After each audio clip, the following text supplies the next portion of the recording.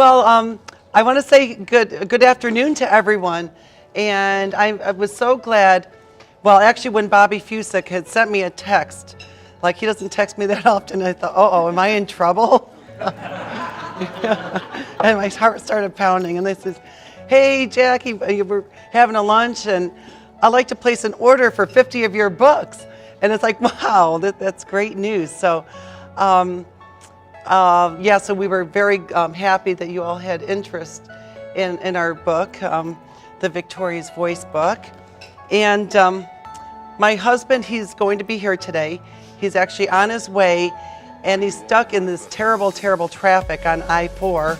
I don't know, Lamara, you probably came from that side, so you know, and my husband being like a precise person, like he probably waited it only takes 20 minutes to get from here to the villas, and that's what he gave himself, not taking into account, well, there could be traffic, so we're gonna take some pictures when we get here. So I don't know, maybe I'm just the filler until he gets here. Never.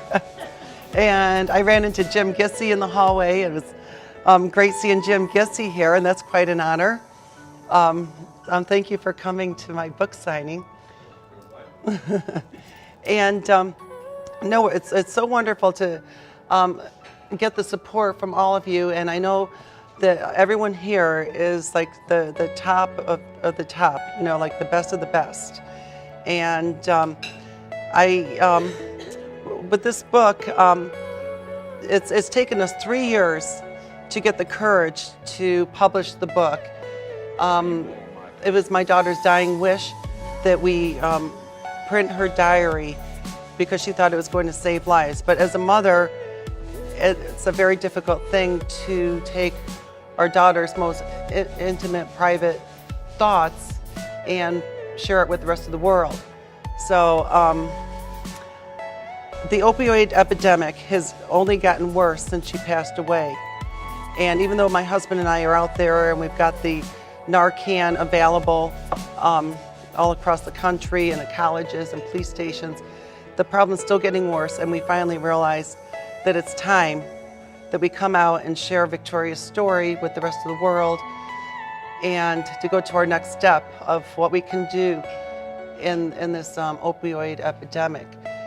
And so this book is something that it's going to help parents to hopefully open up their eyes to understand that this could be happening to their teenager or someone in their family right under their noses.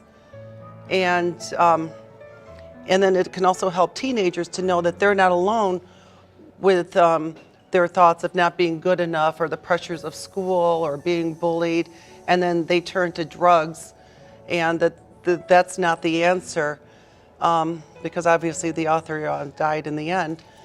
So in both ways it can help.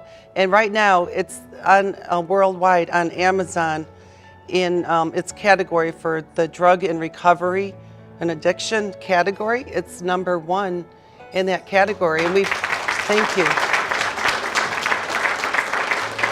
Thanks. Yeah, and we haven't really gotten out there and done the book tour yet. I mean, we're just starting right now. And we've been on Nightline, which has been fabulous.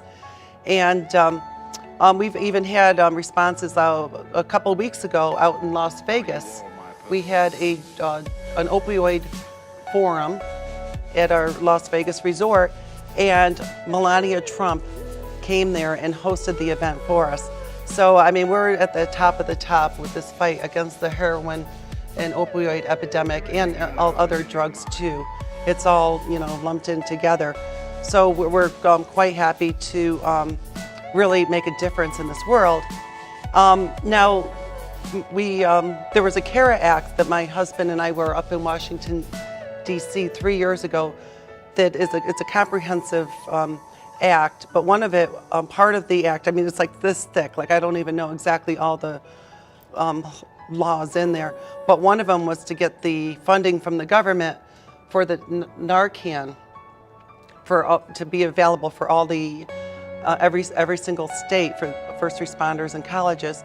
So that would the government had to give over $1 billion to fund that. Well, my husband and I found out about it, and we lobbied, and we got the act in front of the government, and they passed the CARE Act into law.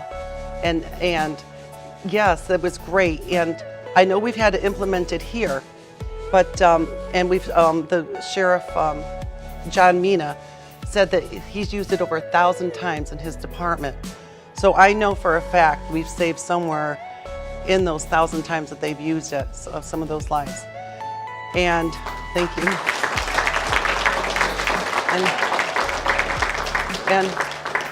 And I wasn't quite sure, like, if it's been implemented across the country. I can only account for what we've done here in Florida, which David's a bulldog, and he made sure it got done here.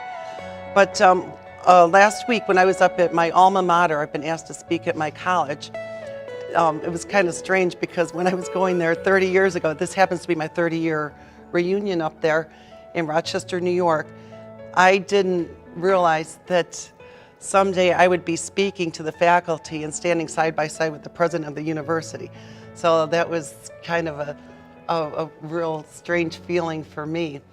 But when I took a tour of the campus, and because of what we've gotten accomplished in Washington, D.C., I was shocked to see that it's actually been implemented, and they have a wellness center at the university up there, and they thanked us because of our efforts that they now all have the Narcan there. They have wellness coaches, they have therapists, and they even have an ambulance on campus that's all run by the students, and the students, they have select students and faculty trained for the Narcan. So I was really happy to see that from what we've done up in Washington, D.C., it actually is working and things are being done. And I just want to just say thank you, and I hope that if any of you, I mean, if anything, you'll probably be very interested to read my daughter's diary, because we left everything in there. It's word for word. The only thing, we blurred out a couple of her friends' names to protect them. And even in there, you know, like one day she hates her father, and the next day she loves him. So we left all that in there, and there's a lot of profanity. And but we wanted it to be effective and honest and true, because we felt that's the only way to have it be helpful, you know, instead of putting all these fluff words in there and stuff like that. And I think it's going to be a really interesting read. And in the book, we also have like warning signs, like what we know now, we wish we knew back then. You know, such as like, you know, change of habits, lack of interest in school, change of friends, but all that list is in there. And when we first, when this happened to our daughter, we didn't even know like all these drugs that are on the streets and stuff. And so there's like some education stuff that we got from the DEA that explains what all these drugs are and their different effects. But I tell you, well, my husband's against medical marijuana, but I'm for it. I think it's a wonderful option for people that are in pain or anxiety, and it's a safe alternative to these pills that are killing people. And so like, that's where we clash. It's like kind of like a Democrat and Republican being married together, you know. But you know, I have my views and he has his. And another reason I think the medical marijuana should be legal, well, the government's going to benefit because they're going to get the taxes. I mean, it's probably over $1 billion industry. I mean, I don't know exactly how much, but it's going to be safe, and it's not going to be laced from the people, terrible people from the street. Up in Rochester, they had just, someone had laced a batch of marijuana with fentanyl and killed some people, and that's very scary. So I think if it could be government controlled or allow people to grow it in their own backyard, that would be a great thing. And I don't know, I'm just really happy to be here, and I want to thank Bobby and Michelle and, you know, the whole team here. And my husband, I mean, he should be here shortly. I mean,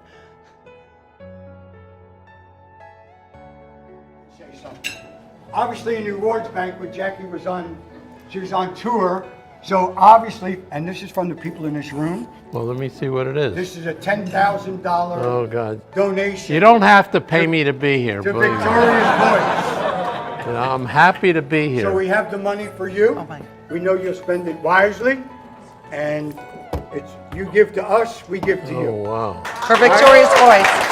Thank you so much. Oh my God. Yeah.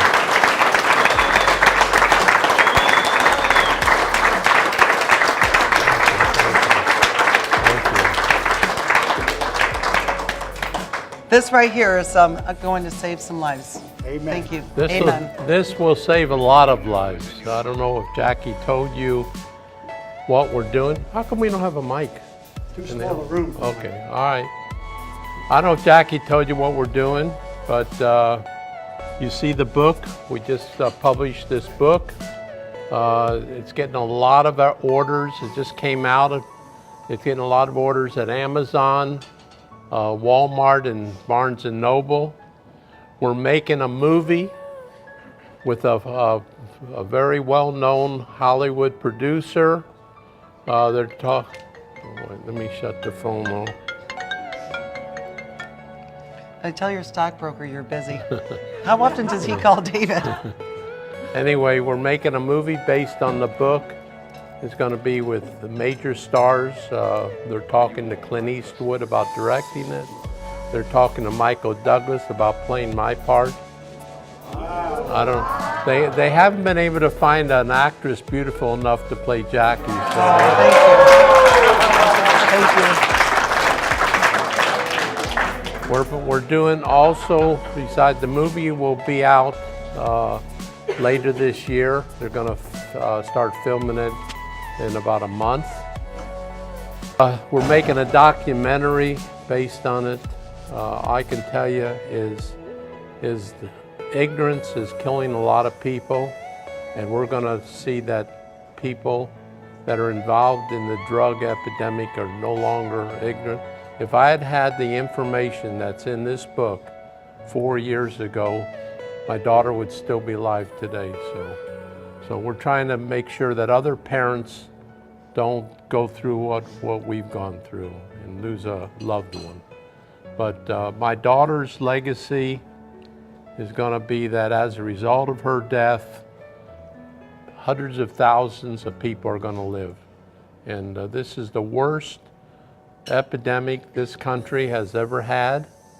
Over 200 of our future generation is dying every day. It's like just think of an airliner crashing with 200 passengers, not once, but every day. We got to put an end to this. We're trying our best. We're getting a lot of help out of Washington and other places, and we're gonna make it. We're not going to end it completely, probably ever. That's unrealistic, but we are going to save thousands, hundreds of thousands of lives as we go along. So today we have representatives meeting with people in Washington as I speak today. And we're also going to be doing a benefit concert October 19th in Las Vegas. We got a lot of major stars who are going to come in and do a tribute to Elvis at our hotel in Las Vegas. But we got a lot of things we're doing. The main thing is to spread the awareness that this is a horrible epidemic and it can be stopped. It's not like cancer or heart conditions. This can be stopped if people know what to do. If they know this little thing right here called Narcan, if this is the difference between life and death, if people have this, when someone overdoses, they can bring them back from the dead, basically. So we're out there promoting as much as we can, and thank you for your generosity. Every little bit helps. We're going to be raising millions of dollars for this effort, and we're going to be putting millions of dollars of our money in it as well. So thank you so much for your cooperation. Thank you, baby. We also have a group of gentlemen. Let me just say that that drug epidemic does not discriminate.